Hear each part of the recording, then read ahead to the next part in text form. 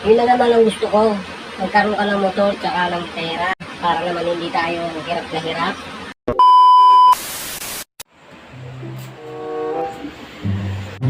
Aba. Nakaporma ang magaling na lalaki. Saan punta mo? Kung ayos ba forma ko? Para diskasta ko yun. Kastakli ka dyan, kapal na mukha mo. Kastaklang ka mo. Hindi ba naman pag-forma ko? Pakikialam mo pa?